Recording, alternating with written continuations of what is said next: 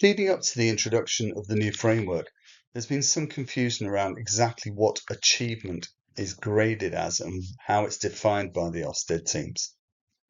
Hopefully, the next few slides will actually give you a clear indication of what this means. Further information can be found in the School Inspection Toolkit from pages 27 through to 34.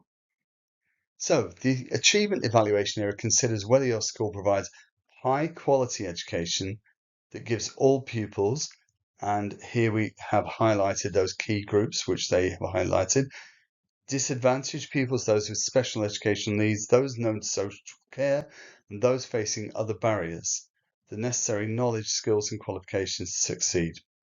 There are three critical aspects within their definition of what achievement is. One, whether the school equips pupils for the next stage of their education. Two, attainment and progress over time in national tests and examinations when relevant.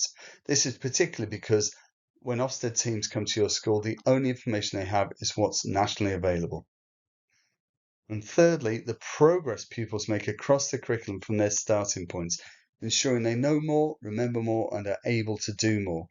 This obviously means the school has the opportunity to prove the difference it makes to their children at various key points within the school, particularly where external exams don't tell the whole picture. It's a massive shift from the previous frameworks, beg your pardon, because achievement and inclusion are now evaluated as separate but interconnected areas. They go hand in hand, really. Achievement isn't just about data, it's about the difference the school is making for those different groups and individuals that may require additional support to ensure that all have access to that broad curriculum.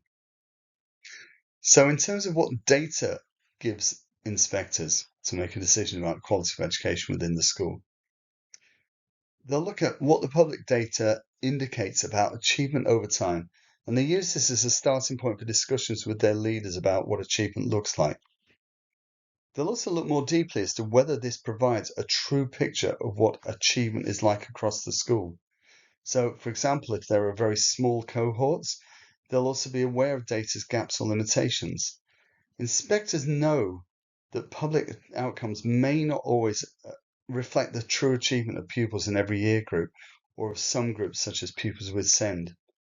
So therefore, they'll look at what it looks like on the ground in the school in terms of pupils' work, in terms of their understanding, their retention of knowledge and so on.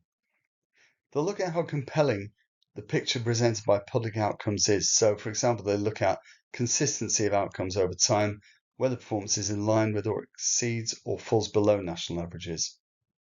Then they'll look at the evidence that they gather on site to get a fuller picture of achievement over time, and particularly for those groups of pupils or phases for where data isn't available. They'll wrap that together. They'll look at the two sets of information together. They won't review internal data, but they might have a chat with leaders about how they use that to make an effective difference, what it tells them about pupils' achievement, and what decisions that leaders have made as a result. Within the new toolkit, the language for understanding achievement has recently changed as a result of some of the initial inspection work that the teams have carried out.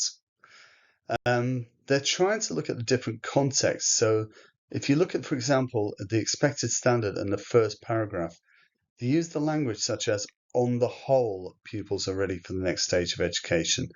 They generally have appropriate knowledge and skills as reflected in the quality of their responses and the work they produce. This means that basically they're not expecting absolutely every child to be able to demonstrate this. They're conscious of the fact that different contexts provide different challenges and have tried to respond to what evidence they found from the initial set of inspections. So, what could schools do to ensure that they've got evidence-led discussions about the achievement strand? Some brief ideas are shown on the slide that illustrate, I suppose, what it is that staff and governors can do to make sure they're fully up to date. It's really important that staff and governors understand what the new evaluation is all about. This can be done through sharing the section of the toolkit that's relevant to this so that everyone knows what the expectations are. I think it's important that people understand how achievement relates to the other evaluation areas, particularly inclusion. And it's also important to understand what evidence inspectors will gather and from whom. So when you look at a particular strand or a statement, think what the implications are for the people working within the school. It would be useful, if you don't already, to conduct self-evaluation and use those evaluation criteria to assess your provision.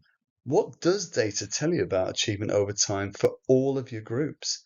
Where are the gaps in knowledge or skills for those particular pupils or groups? Where's your evidence? Where's your proof that pupils are making progress across the curriculum, not just in those externally tested subjects? And what evidence can you provide beyond data to demonstrate achievement? Is it in the changing quality of children's work? Is it in the way that they respond to commentary that staff put in there?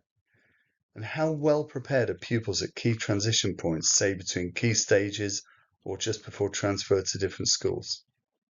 All of this will hopefully give you a more rounded picture of exactly what achievement and attainment looks like in your own context, so that you can speak to the inspection team with confidence.